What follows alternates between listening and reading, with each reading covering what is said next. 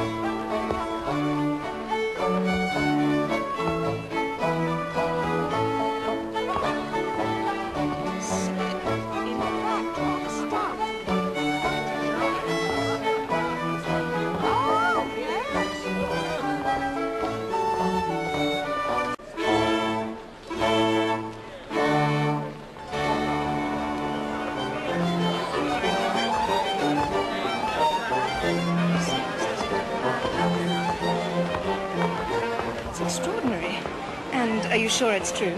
Charlotte, how could it be otherwise? Every circumstance confirms it, and Mr. Darcy has boasted to me himself of his resentful, implacable...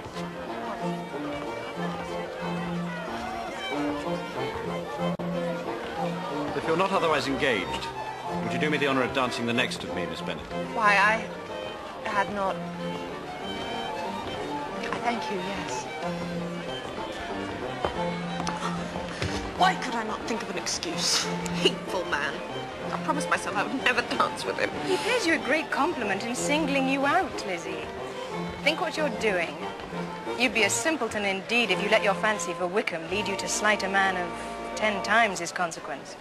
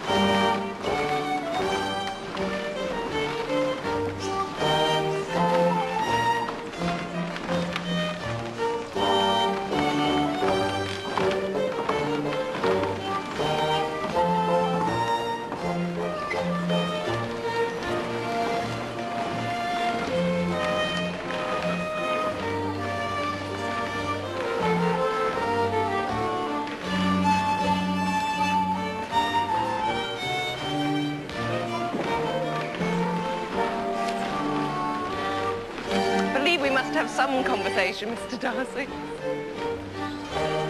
A very little will suffice.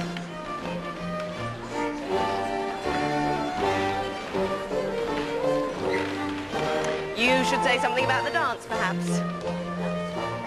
I might remark on the number of couples.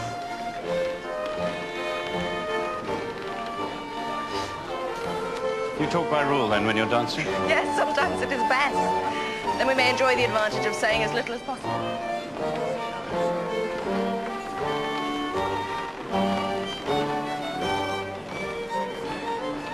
Do you consult your own feelings in this case, or seek to gratify mine?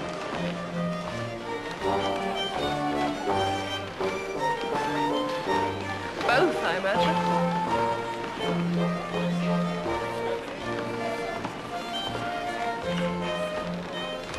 We're each of an unsocial, taciturn disposition. I'm willing to speak unless we expect to say something that will amaze the whole room. This is no very striking resemblance of your own character, I'm sure.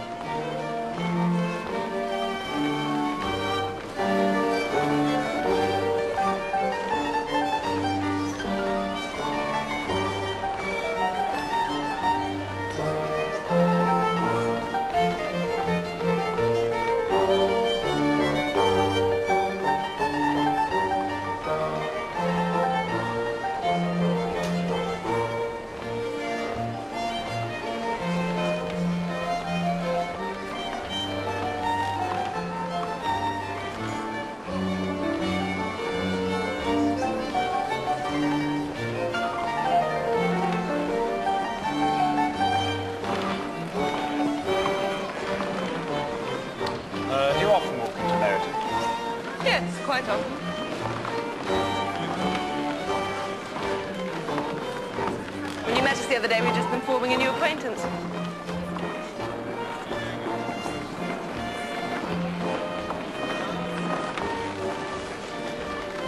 Mr. Wickham has the happy manners that enable him to make friends. Whether he's equally capable of keeping them is less certain.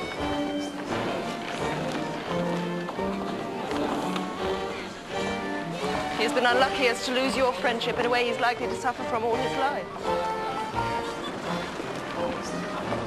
Allow me to congratulate you, sir. Such superior dancing is rarely to be seen. I'm sure you'll own your fair partner is well worthy of you. I hope to have this pleasure often repeated, especially when a certain desirable event takes place. Eh, Miss Lizzie?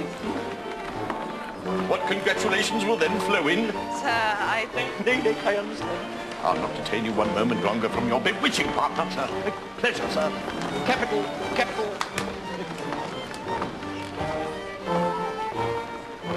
I remember hearing you once say that you hardly ever forgave, that your resentment once created was implacable. You are very careful, are you not, in allowing your resentment to be created? I am.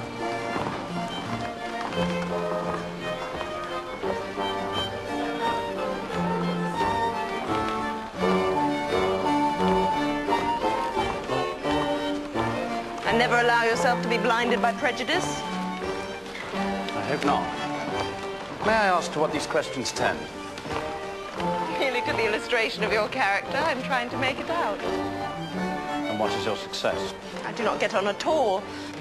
I hear such different accounts of you as to puzzle me exceedingly.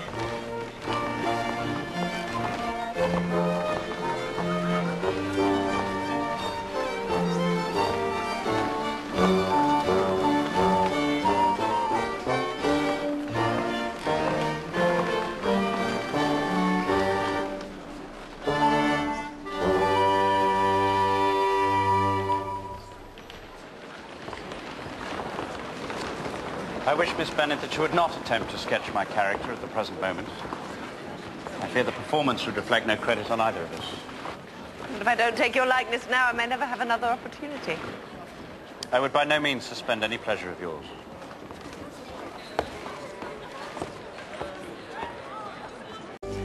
I'm delighted to make your acquaintance at last, Miss Bennet. At last, sir? Well, I've heard much of you, and none of the praise has been exaggerated, I assure you. I can well believe that. Mr. Darcy is my severest critic.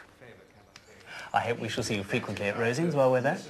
I'm fond of lively conversation. Well, this you do not find at Rosings Park. Well, my aunt does talk a great deal, but seldom requires a response. My friend there speaks hardly a word when he comes into Kent, though he's lively enough in other places. Nobody plays, nobody sings. I believe you play and sing, Miss Bennet. Oh, a little and very ill. I wouldn't wish to excite your anticipation. Well, I'm sure you're too modest. But any relief would be profoundly welcome, I assure you.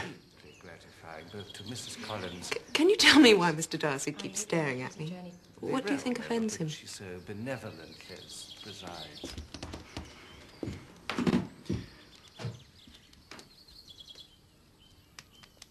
I hope that your family is in good health. Thank you, yes.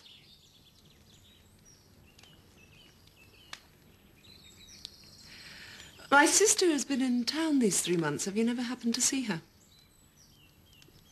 No. No, I have not had that pleasure.